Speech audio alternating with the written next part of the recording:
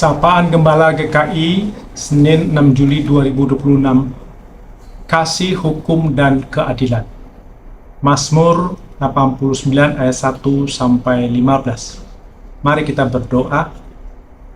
Ya Tuhan, kiranya Roh Kudus menolong kami saat membaca dan merenungkan firman-Mu, agar kami mengerti tentang kasih, hukum, dan keadilan Tuhan. Dalam Yesus kami telah berdoa. Amin. Mazmur 89 ayat 15. Keadilan dan hukum adalah tumpuan tahta-Mu, kasih dan kesetiaan berjalan di depan-Mu. Di tengah kehidupan masyarakat saat ini, kita sering mendengar keluhan tentang hukum dan keadilan. Banyak orang merasa bahwa hukum belum ditegakkan secara adil. Muncul ungkapan yang sangat populer, tajam ke bawah, tumpul ke atas. Orang kecil seringkali lebih mudah dihukum, sementara mereka yang memiliki kekuasaan, uang, atau koneksi dapat mencari celah untuk menghindari hukum. Ketika masyarakat melihat ketidakadilan seperti ini, kepercayaan terhadap lembaga hukum menjadi berkurang. Sebagian bahkan memilih jalan main hakim sendiri karena merasa hukum tidak lagi memberikan perlindungan. Mazmur 89 mengajak kita melihat suatu kenyataan yang berbeda. Pemazmur mengarahkan pandangan kita kepada Allah yang tahtanya berdiri di atas kasih, hukum, dan keadilan. Tidak seperti pemerintahan manusia yang sering gagal. Pemerintahan Allah sempurna dan tidak pernah menyimpang.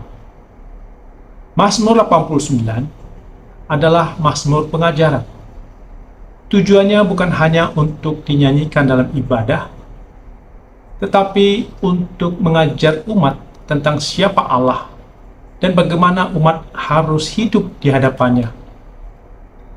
Pemazmur ingin menegaskan bahwa Allah adalah pusat kehidupan Israel. Seluruh identitas dan harapan bangsa itu bertumpu kepadanya. Ketika mereka setia, mereka menikmati berkat perjanjian. Ketika mereka menyimpang, mereka harus kembali kepada Allah sebagai ukuran kebenaran. Pemazmur memulai dengan pujian. Aku hendak menyanyikan kasih setia Tuhan untuk selama-lamanya. Mengapa ia memulai dengan kasih? Karena kasih Allah adalah dasar hubungannya dengan manusia. Allah bukan sekedar penguasa yang jauh di surga. Allah menghendaki persekutuan dengan manusia. Ia menciptakan manusia menurut gambarnya dan mengajak manusia mengambil bagian dalam karyanya. Allah bukan fakta yang berada dalam ruang hampa. Ia adalah Allah yang hidup, mengasihi, memanggil, dan berelasi dengan umatnya. Namun kasih Allah bukan kasih yang membiarkan segala sesuatu terjadi tanpa batas.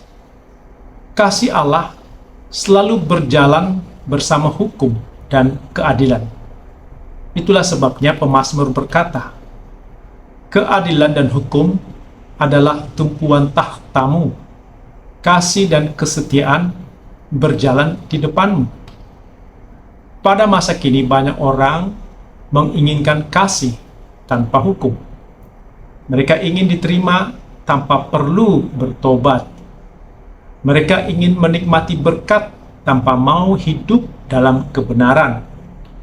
Sebaliknya, ada juga yang menegakkan hukum tanpa kasih. Mereka menghukum tanpa memberi kesempatan pemulihan. Mereka menghakimi tanpa belas kasihan. Allah tidak demikian. Dalam diri Allah, kasih, hukum, dan keadilan berjalan bersama. Ketika kita melihat sistem hukum manusia, kita sering menemukan hukum yang kehilangan kasih.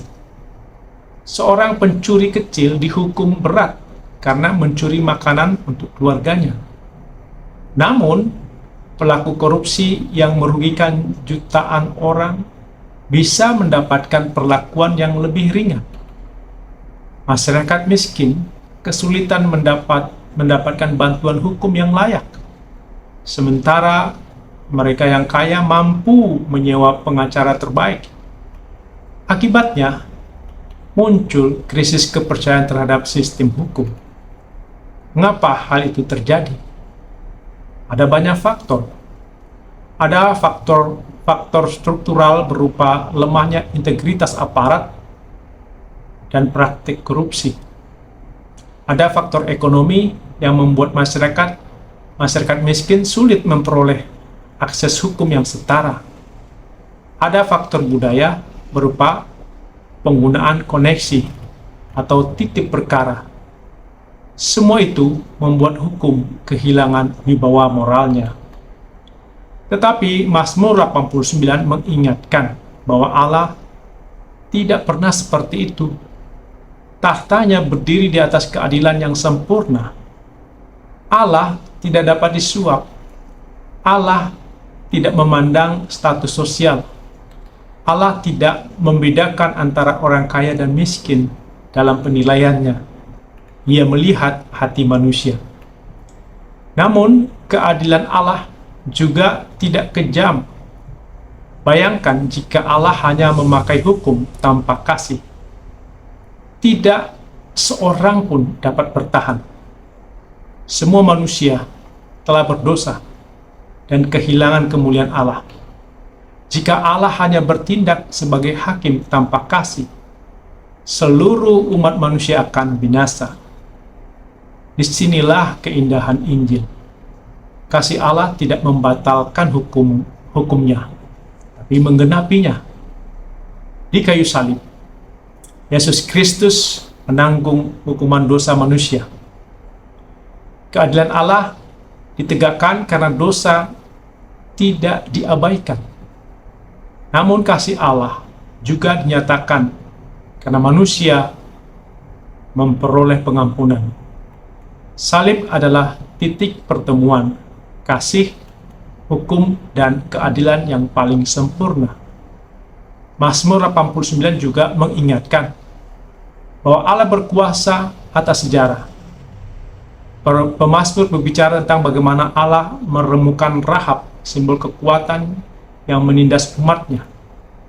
Pesannya jelas. Tidak ada kekuatan politik, ekonomi, atau militer yang lebih besar daripada Allah. Ketika hukum manusia gagal, Allah tetap memerintah. Ketika pengadilan dunia tidak adil, Allah tetap menjadi hakim yang benar. Karena itu orang percaya dipanggil untuk meneladani karakter Allah. Dalam keluarga, orang tua harus mendidik anak dengan kasih sekaligus disiplin.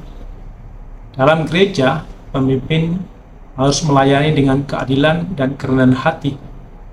Dalam masyarakat, orang Kristen dipanggil memperjuangkan sistem hukum yang lebih adil, membela yang lemah, menolak korupsi serta penyalahgunaan kekuasaan. Pendidikan Kristen juga memiliki peran penting. Anak-anak perlu diajar bahwa kasih bukan berarti memanjakan. Keadilan bukan berarti membalas dendam. Hukum bukan alat penindas. Ketiganya harus berjalan bersama sebagaimana Allah memerintah dunia. Hari ini, ketika kita melihat banyak ketidakadilan di sekitar kita, jangan kehilangan pengharapan. Pemazmur mengajak kita memandang kepada Allah yang kekal. Kasih-Nya tidak berubah. Hukum-Nya tetap benar. Keadilan-Nya tetap tegak. Dan suatu hari nanti, hakim yang adil itu akan menghakimi dunia dengan sempurna. Marilah kita terus menyanyikan kasih setia Tuhan hidup menurut hukum-Nya, dan menjadi pembawa keadilan di tengah dunia yang haus akan kebenaran. Kita menyanyikan Mazmur 89 ayat 2, 15, 16, 17. Aku hendak menyanyikan kasih setia Tuhan, selama-lamanya akan ku nyanyikan kasih setiamu Tuhan. Berbahagialah bangsa yang bersorak-sorai, yang hidup dalam cahaya wajah-Mu. Karena nama-Mu mereka bersorak-sorai sepanjang hari. Dan karena keadilan-Mu mereka pun bermegah, sebab Kau kemuliaan, kekuatan mereka.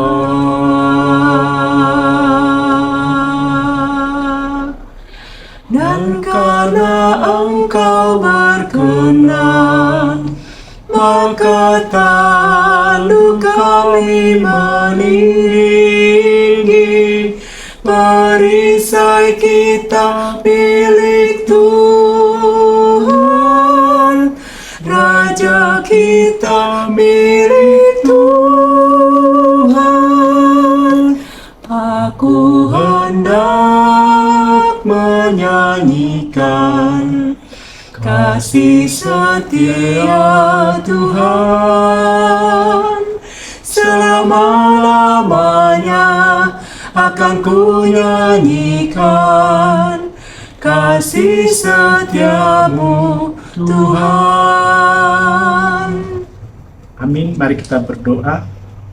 Ya Tuhan Allah Bapa yang penuh kasih, mampukan kami hidup dalam kasih, menaati hukum-Mu, dan memperjuangkan keadilan-Mu melalui kuasa Roh Kudus. Dalam nama Yesus kami berdoa. Amin.